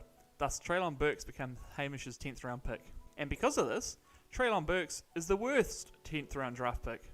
He only had one start for Hamish's team, where he netted a solid 3.1 points. Meanwhile, only 2 players scored over 100 points, with Kirk Cousins nudging out James Conner for the best draft pick for the 10th round. In the 11th round, the draft picks are Allen Robinson, Damian Harris, James Robinson, Kenneth Walker, Travis Etienne, Matt Ryan, Michael Thomas, and Clyde Edwards-Helaire. Despite his up and down season, Travis Etienne is easily the best draft pick, being the only one to score over 100 points. You know who didn't score many points? Damian Harris. He only managed 7.8 points for Sam, and ended up being replaced by Ramondre Stevenson in real life and in fake life. In the 12th round, the draft picks are Trevor Lawrence, as this was Treylon Burks' spot, Adam Thielen, Drake London, Devonta Smith, Elijah Moore, the Tampa Bay Buccaneers, Garrett Wilson, and J.K. Dobbins. Aside from the Lawrence-Burks trade, we have another trade, as Brooke gave up Juju Smith-Schuster to get Adam Thielen onto his team, which means that Juju is now Hamish's 12th round pick. With J.K. Dobbins not starting, Elijah Moore gets the worst draft pick at this round. Luckily for him, no one drafted Nathan Peterman or Ryan Fitzpatrick like last year to share the award with him. As good as Juju was, Devonta Smith outscored him by 30 points to get the best draft pick for the 12th round. In the 13th round, the draft picks are Mike Williams, Elijah Mitchell, Evan McPherson, Matt Gay, Brandon Ayuk, Tony Pollard, Devin Singletary, and Big Pat Freiermuth. Mike Williams was very hot and cold throughout the season, but managed to get the best draft pick for this round, behind Tony P. Big Tony scored 120 points for Brooke, 30 more than Mike Williams did. Meanwhile, with Ayuk and Mitchell not seeing game time, Matt Gay gets the worst draft pick here. In the 14th round, the draft picks are Tyler Lockett, Cole Kmet, Adam Thielen, which was Juju's spot, Noah Fant, whose name I actually pronounced correctly this time instead of calling him Nick, Jared Goff, Michael Carter, Mac Jones, and Cortland Sutton. Jared Goff easily takes the top spot here, scoring 8 times the points that last place Michael Carter scored. In the 15th round, the draft picks are Kareem Hunt, Chris Olave, Jameson Williams, Chase Claypool, Isaiah Spiller, Dawson Knox, Kenneth Gainwell, and Cordarrelle Patterson. Half of these players didn't end up starting, so Cordarrelle Patterson ends up the worst draft pick. Kareem Hunt somehow wins the best draft pick due to Keaton always starting him, compared to Sam and Kane, who didn't always play Olave and Claypool respectively. In the 16th round, the draft picks are Robert Tonyan, Chuba Hubbard, Sky Moore, Miles Sanders, Chase Edmonds, Khalil Shakir, Robert Woods, and Mike Gesicki. We have 2 disqualifications here. Firstly, Tonyan was dropped for Damian Pierce by Brad, and then Shaquille was dropped for Tom for Baker Mayfield. Miles Sanders outscored the entire draft picks combined with his 185 points. That's actually severely underselling it, as the remaining draft picks scored a combined 73 points. And a majority of that came from Baker Mayfield. Meanwhile, Robert Woods made a solid 3 points for Sam, easily winning out the worst draft pick at that level. In the 17th round, the draft picks are Ryan Tannehill, Rob Gronkowski, Christian Kirk, the San Francisco 49ers defense, DJ Shark, Rashad Penny, the Buffalo Bills defense, and Michael Gallup. As you might have guessed already, the retired Gronk was a disqualification, being replaced by Dustin Hopkins. Christian Kirk ran away with this, scoring 174 points for Tom. Rashad Penny, after doing so well for Brooks' bench last year, only made 7.7 points for Brooks' active squad before getting injured. Again. In the 18th round, the draft picks are Daniel Jones, Hunter Henry, Justin Tucker, Rashad Bateman, Gabe Davis, Tyler Higbee, Albert Okwuegbunam, and Matt Prater. Daniel Jones is yet another disqualification for Brad, being replaced with Jameis Winston. Justin Tucker was so close to becoming the best draft pick, but he was dropped by Brooke when his bye week came around, and instead, Gabe Davis becomes the best draft pick at this round. Rashad Bateman ends up being the worst draft pick, only getting 8.2 points for Liam. In the 19th round, the draft picks are the Dallas Cowboys defense, Russell Gage, Drew Lock, Daniel Carlson, Tyler Bass, the New England Patriots defense, Nick Folk, and the LA Chargers defense. The Patriots defense didn't have that much competition, outscoring second place by 40 points. Meanwhile, Daniel Carlson was killing it for Kane on his bench. The one game that he did start, he made 16 points. Sounds impressive, but it also means that he gets the worst draft pick for this round. And finally, in the final round, the draft picks are Greg Joseph, Ryan Fitzpatrick, Melvin Gordon, the New Orleans Saints defense, David Njoku, Darrell Henderson, the Miami Dolphins defense, and Kadarius Toney. You would be correct in assuming that there was at least one disqualification here, with Ryan Fitzpatrick being dropped for Tyler Boyd. But Greg Joseph was also dropped early on for Odell Beckham Jr. Odell Beckham Jr. would then have been disqualified, meaning that Brad's 20th draft pick would be Trevor Lawrence, except that he is also disqualified for already being used in the draft, so Brad has no draft pick for this round. The New Orleans Saints made 79 points, and that was enough for them to win the best draft pick. Meanwhile, Darrell Henderson only made 0.9 points for Tom, despite being the running back number 1 for the Rams for a good long while. We have our trading awards up next.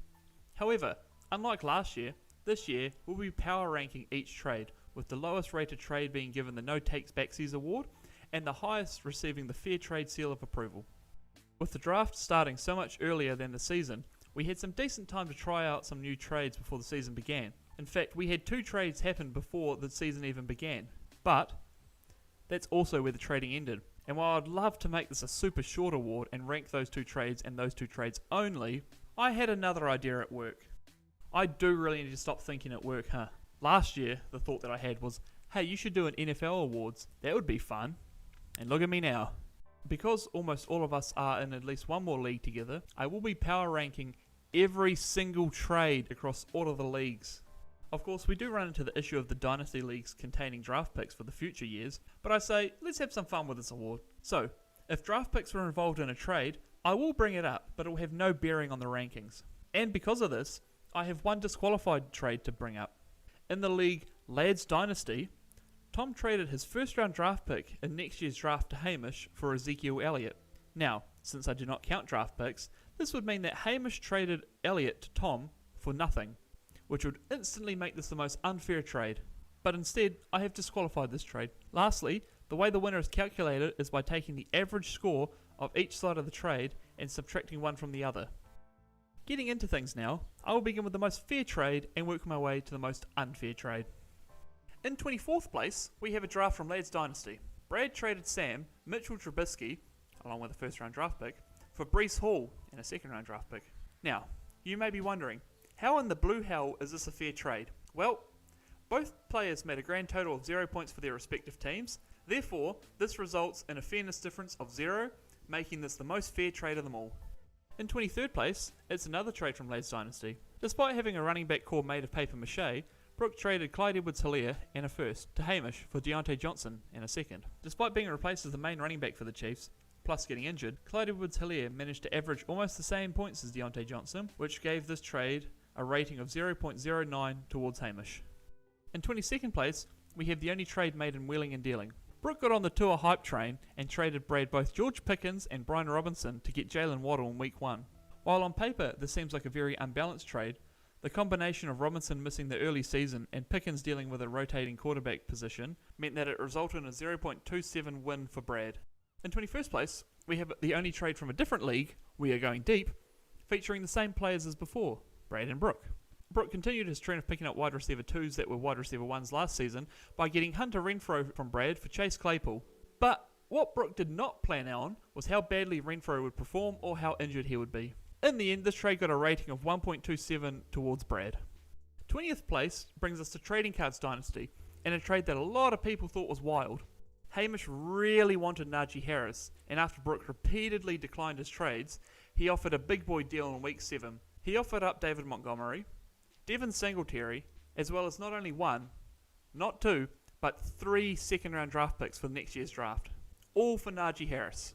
Not surprisingly, the trade ended up in favour of Brooke, but surprisingly, it wasn't by much. This was only given a rating of 1.32, but do remember, Brooke now has 3 more draft picks for the next year. Maybe one of those could turn into a top player next year. In 19th place, we turn to our pay league, Long Schlongs, and one of the many trades from the trade deadline week.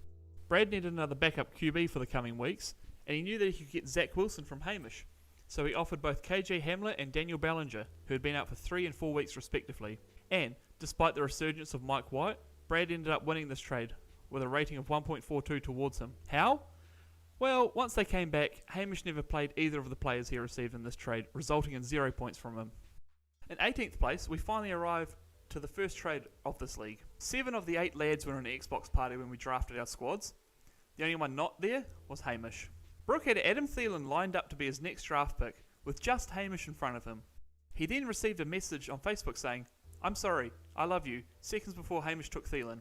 Mere moments after the draft, Hamish offered to trade Thielen, and ended up getting Juju for Thielen. This ended up benefiting Hamish, as the trade was rated 3.06 points towards Hamish. 17th place goes to another trade deadline trade in the Long Slogs. Once again, this involves Hamish. After trying all season to get rid of Kamara, he finally found a taker in Sam. He gave up both Kamara and Devin Singletary to Sam in exchange for Alexander Matheson, Miles Sanders, and Alec Pierce. Hamish ended up winning this trade with a rating of 3.55 towards him, which was basically carried by Miles Sanders. The first rule for 16th place is that we don't talk about 16th place. That's right, we have our first Fight Club trade. Brad and Hamish did a little quarterback trade, with Hamish getting Justin Fields and Brad getting Geno Smith alongside a second round draft pick. Of course, Brad can't have nice things, and Justin Fields began scoring some real big boy points. To be fair, Geno Smith was no slouch either, although the rating of this trade was 3.77 towards Hamish. It's back to Lads Dynasty for our 15th pick. For a bit of background, this was before the season began. Hamish had Kyle Pitts, but didn't want Kyle Pitts, so he took Kyle Pitts alongside JD McKissick and gave him to Brad in exchange for Austin Eckler and Auden Tate. From what we know now, you must be so confused as to how this is such a low rated trade. Well, keep this trade in mind, we will get back to it. Also, to add to the confusion, the winner of this trade was Brad, with a rating of 4.06 towards him. In our final trade for the Cups League, we have Hamish and Brad once again bringing in the 14th place. Hamish, once again, took a player that someone wanted, being Trevor Lawrence. Brad was willing to give up a bit for him, so he gave up OBJ and Treylon Burks. This trade ended up being in Brad's favour, with a rating of 4.53 points towards him. But it could have been a lot more, as Brad only used Trevor Lawrence as a backup to Jalen Hurts and Kyler Murray for a lot of the season. Finally, a trade that doesn't involve Hamish, Brooke or Brad. Sam had high hopes for Juju, and after not getting him in Lads Dynasty, offered Tom Amon-Ra St. Brown for him, alongside a second round draft pick. Tom accepted this trade and rode Amon-Ra St. Brown to the top of the league. If you couldn't guess from that, Tom won the 13th fairest trade, with a 4.96 rating in his favour. This would not be the last Juju trade we see from Sam. In 12th place, it is back to Fight Club. Brooke needed another quarterback, so he offered Hamish a trade. Eventually, they settled on Brooke giving Hamish Michael Carter and a second round for Jared Goff. And thanks to a combination of the skill of Jared Goff alongside the emergence of Breece Hall, Brooke won this trade with a rating of 6.78.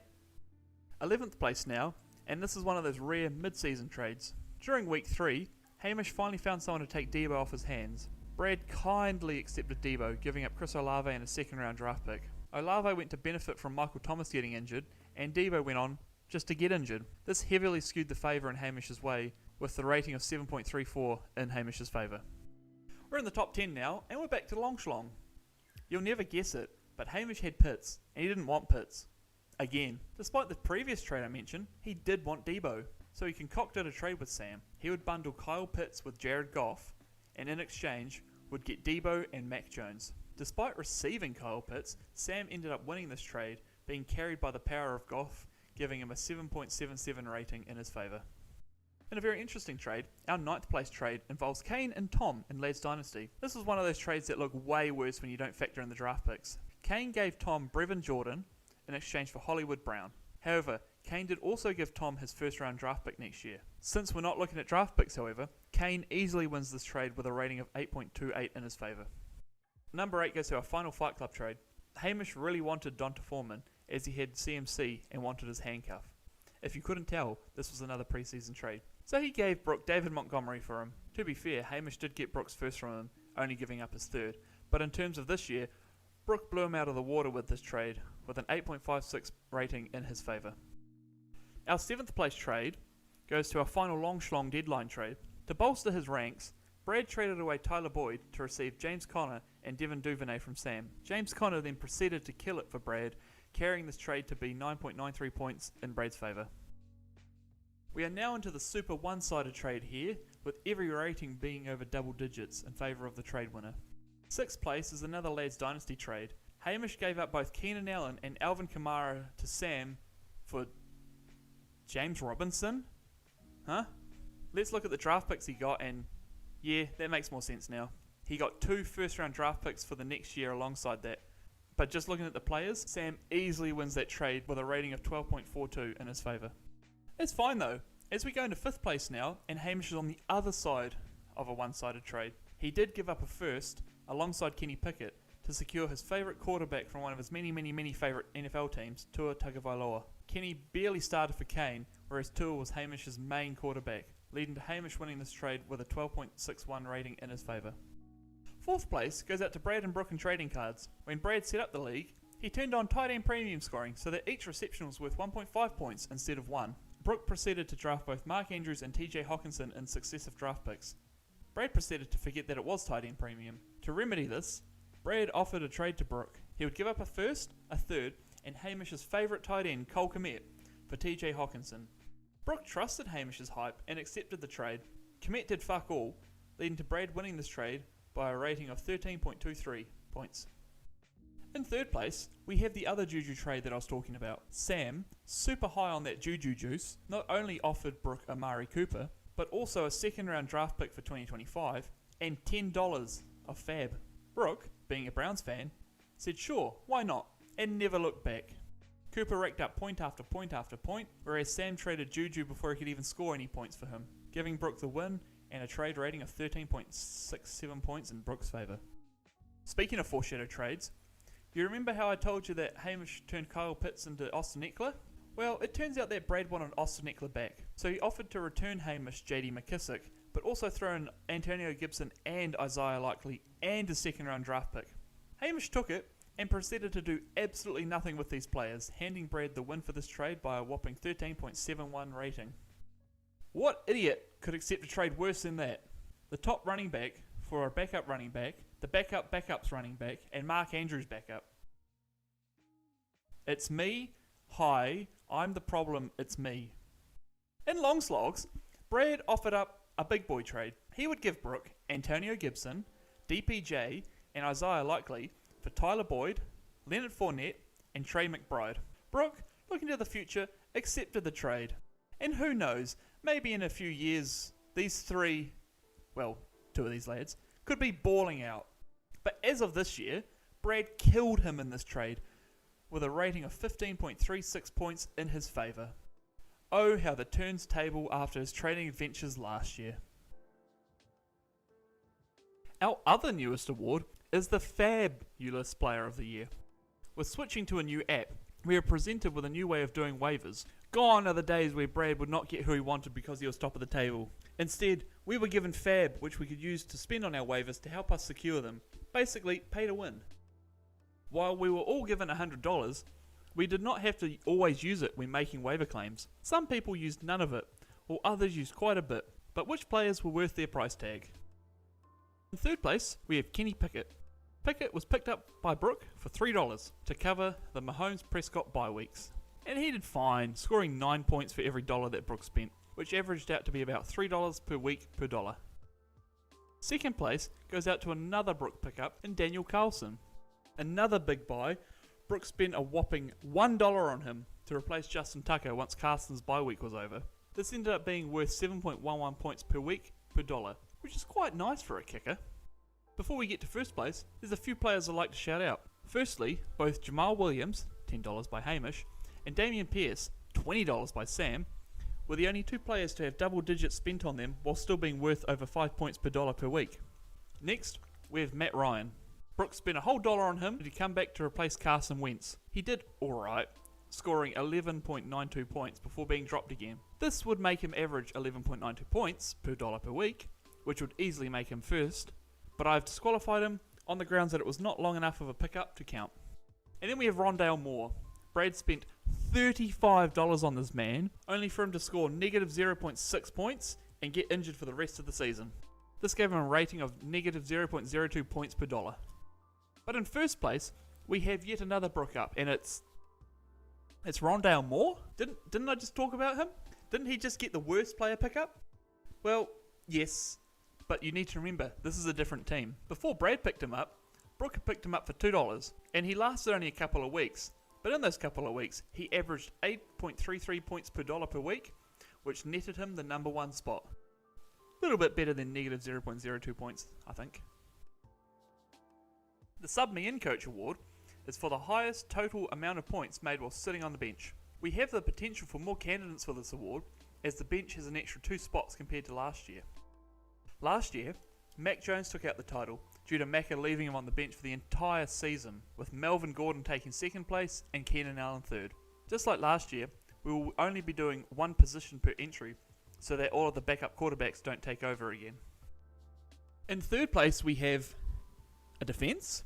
Yes, the Dallas Cowboys defense comes in at the third spot, having scored 161 points on Keaton's bench. These guys were literally in the Mac Jones spot from last year, being stuck on a bench for an entire year, even during the active defense's bye week. Second place goes to a player in a similar situation to Melvin Gordon last year. Brandon Ayuk was drafted by Liam, but unlike Gordon, he didn't get any game time. Instead, he was kept on the bench by players like Stephon Diggs, Deebo Samuel, Miles Sanders, and Chris Evans. Before we get to first place, we have a couple of honourable mentions. Firstly, Geno Smith, who would have got in second place if I didn't restrict it to one position per entry. Next, we have Jess Wilson, David Njoku, Daniel Carlson, and Brett Maher, who were the highest scoring running back, tight end, and kickers on the bench. Yes, somehow Carlson and Maher scored the same amount of points on the bench as each other. Lastly, we have Matt Gay, who scored the fewest points on the bench with 3. However, in first place, once again, it's a quarterback that never got to play on the active team, and it's Derek Carr. Derek Carr put up 188 points on Kane's bench, but was continuously stuck behind Daniel Jones, Matthew Stafford, and Kane's favourite quarterback of all time, Jared Goff. As for the highest individual score made on the bench, we have some very big points missed out. The Dallas Cowboys hold the record for most points scored by a defense on the bench, being that 26 points they got against Detroit in Week 7. For kicker, it's Brett Maher with his 22 points against the Vikings in Week 11. Funnily enough, the kicker that played instead of him was the only kicker to outscore him, Tyler Bass with his 23 points. For tight end, it was David Njoku for the longest time, until Evan Ingram scored 39.2 points on Sam's bench in Week 14. For the wide receiver role, we actually have 2 players, being Jalen Waddle in Week 8 and Joshua Palmer in Week 11, both putting up 30.6 points on the bench.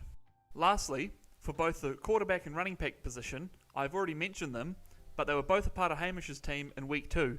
Firstly, Nick Chubb put up 32.3 points against the New York Jets. But not to be outdone, Tua Tagovailoa racked up a massive 40.86 points against the Baltimore Ravens. Don't feel bad for Hamish though, he still won that week by 11 points. It's at this point that I'd like to announce to you this year's Pro Bowl. Just like most of the awards, this will be focused on points scored for their teams, not overall points. So if you had players that rode the bench for a long time, they might not make it. Anyway, let's begin. As usual, this will be split up into the AFC and NFC teams, and will feature the following players: 2 quarterbacks, 3 running backs, 4 wide receivers, 1 tight end, a kicker, and a defense. Alongside this, it'll feature a backup for each of those positions. For the AFC, we have the following players: Patrick Mahomes, Josh Allen, Josh Jacobs, Austin Eckler, Derrick Henry, Tyreek Hill, Devontae Adams, Stephon Diggs, Jamar Chase, Travis Kelce, captain, Tyler Bass, and the New England Patriots defense, represented by Matthew Judon. For the backups, we have Joe Burrow, Joe Mixon, T. Higgins, Mark Andrews, Evan McPherson, and the Buffalo Bills, represented by Damar Hamlin. For the NFC, we have the following: Jalen Hurts, Justin Fields, captain, Christian McCaffrey, Saquon Barkley, Aaron Jones, Justin Jefferson, AJ Brown, Amon-Ra St. Brown, CeeDee Lamb, TJ Hawkinson, Matt Prater, and the San Francisco 49ers defense, represented by Nick Bosa. As for the backups, we have Jared Goff, Miles Sanders, Cooper Kupp, George Kittle, Matt Gay, and the Tampa Bay Buccaneers defense being represented by Vita Vea. Understandably, there'll be some people who argue with our selections, and we've had a lot of complaints that we've forgotten players like Trevor Lawrence, Tony Pollard, Devonta Smith, and Geno Smith. But the stats don't lie, and their managers obviously didn't care enough about them to put them on their active team.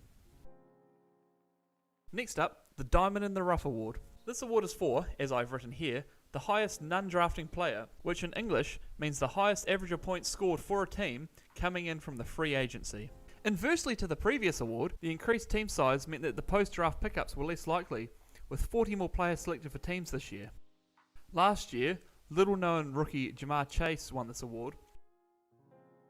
In third place, we have one of the most enigmatic quarterbacks, who could either decimate any defense on his way to 30-plus points, or struggle to reach 5 points against the Bears. That's right, Carson Wentz is the man. After his first week heroics, Brooks snapped him up to cover Dak Prescott, who had hurt his thumb. During his 5 weeks on Brooks' team, he averaged 11.69 points, which was severely brought down by a poor showing against the aforementioned Bears, as well as the Eagles. Next up, we have a disqualification. After outlasting Matt Corral, Baker Mayfield and PJ Walker, Sam Darnold finally got to start a game for the Panthers. As he had Baker Mayfield on his team, Tom decided to pick up Mr. Darnold to cover him, and Darnold did okay, scoring 11.8 points that week. That week was week 14, however, meaning that he was averaging 11.8 points a week. However, I decided that this was not a long enough period of time to count towards the award. So instead, second place goes to everyone's favourite running back named Jay Williams, Jamal. Jamal Williams finished 8th, 10th without any disqualifications, whilst being a part of Hamish's team, averaging 9.93 points per game, but it was with Brooke where he shined. Coming in to replace the injured DeAndre Swift, Williams racked up 23.9 points in his 2 weeks with Brooke, giving him an average of 11.95 points per week. Before I reveal who number 1 is, I have one honourable mention. Ramondre Stevenson came into Sam's team in week 2, initially as a backup to Damian Harris, but eventually taking over as the Patriots' number 1 running back. And despite his long time with Sam, which included a bye week, he still managed to average 10.19 points per game, which would have been enough for 7th place. Anyway, first place goes to a similar player like Stevenson. With a few weeks to go, some teams began to rely more and more on their rookie running backs, including a red team with a quarterback that could go down as one of the greatest of all times. And while Rashad White only averaged 6.37 points on Brooks' team, it is Brad's pickup of Isaiah Pacheco who takes out the number 1 spot. Pacheco averaged 14.25 points on Brad's team over the last couple of weeks, helping lift him into the number 2 position and securing a bye for the playoffs.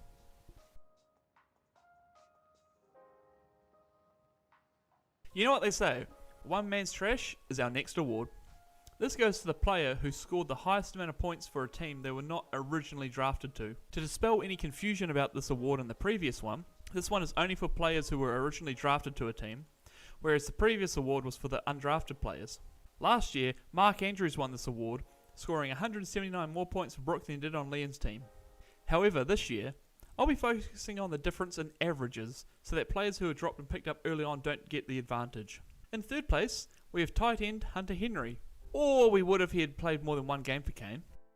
Instead, AJ Dillon gets the nod for third place. Dillon was drafted by Brook after impressing him last year. However, he was only able to score 57.1 points over the 7 weeks he was on Brook's team. After being dropped, he spent a while on free agency until Tom picked him up in week 11. From there, he was able to rack up 48.5 points in only 4 weeks, averaging nearly 4 points more for Tom than he did for Brook. In second place, it's Dalton Schultz, everyone's favourite tight end. And boy, is he an odd case. Initially drafted by Kane, he was dropped, picked up by Brook, dropped again, and then finally picked up by Liam. So that posed the issue.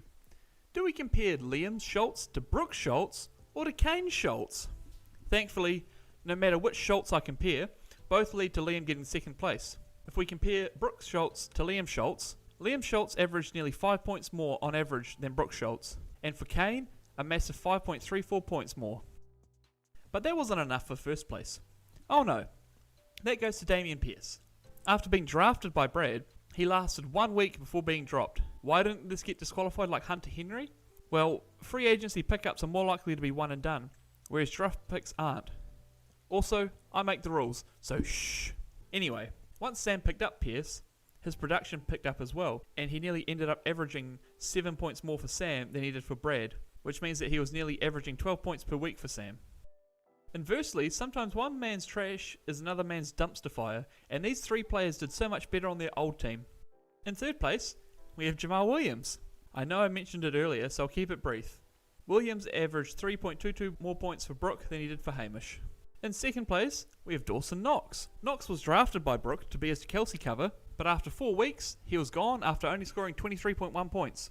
Later on in the season, Sam picked him up, but could not have timed it any worse. In the 2 weeks he had him, Knox made 3.7 and followed up with a goose egg to average just under 4 points less for Sam than he did for Brook. Lastly, first place goes to a kicker of all people, Daniel Carlson. Unfortunately for Carlson, he was killing it for Kane, but was being left on his bench in favour for Matt Gay. He compiled 61 points for Kane over the first 5 weeks of the season before being dropped during his bye week. Brook picked him up to replace Justin Tucker. However, he had a few bad games, including a game where his team was so stinky he didn't even try to get a kick, and averaged a whole 4.2 points less for Brook than he did for Kane. Up next is the Hindsight is 2020 award. This is given to the highest difference in points between a benched player and an active player. Of all of the players to win it last year, Patrick Mahomes was the one to take out this award. Who would bench Patrick Mahomes? In third place, we have Jalen Waddle. Waddle was taking on the Detroit Lions and put up 106 yards and 2 touchdowns against them. However, in his place was Chase Edmonds, who was also taking on the Lions. Oddly enough, Kane had also started Raheem Mostert, who, as you might have guessed, was also taking on the Lions. And while Mostert made 64 yards rushing, Edmonds made 14. Just 14. This netted him 1.4 points, giving a points difference of 29.4 points between the 2 players, and was one of the biggest reasons that Kane lost that week against Liam by 0.06 points. Second place goes to another player from week 8, and Donta Foreman. With Run CMC gone to the 49ers and Chuba Hubbard out, Donta Foreman, who led the Titans rushing game last year when Derrick Henry was out, became the main running back. However, Brook had Joe Mixon and Tony Pollard, so Foreman was disregarded. Foreman made 31.8 points that week, rushing in 3 touchdowns in the Panthers' loss to the Falcons. While Pollard did outscore Foreman, Mixon didn't. But you know who else didn't? George Pickens. Pickens made a solid 0 points, meaning that the score difference was 31.8 points. What's worse is that this was the week that Brook made 200 plus points and still lost. And this would have easily been the number 1 spot if not for the final week. We travel to week 14, where Brad needs a big win this week to ensure he stays ahead of Liam to clinch a bye for the playoffs. So, he couldn't put his trust into Trevor Lawrence, who had begun to get on a hot streak, and instead put his faith into the dual rushing quarterbacks. Jalen Hurts repaid the faith, scoring 30 big boy points, but Kyler Murray would not be as lucky. He tore his ACL early on in the first quarter, leaving him on 0.66 points for the game. Meanwhile, Trevor Lawrence put up 33.42 points in a dominant win against the Titans, giving us a points difference of 32.76 points. The penultimate award is the I'll show you, you'll see award. This award goes to the player who, after being benched, goes on to outscore their previous performance by the biggest margin. Last year, this was also won by Patrick Mahomes. In third place, we have Devin Singletary. After putting up 4.1 points in week 2, Hamish benched him for Nick Chubb. Fair enough, right? Chubb had made 32 points the week before on Hamish's bench, so why keep him there? Well, Singletary decided that he would go balls to the wall and score 24.1 points that next week on Hamish's bench. This gave him a flat 20 points difference between weeks 2 and 3.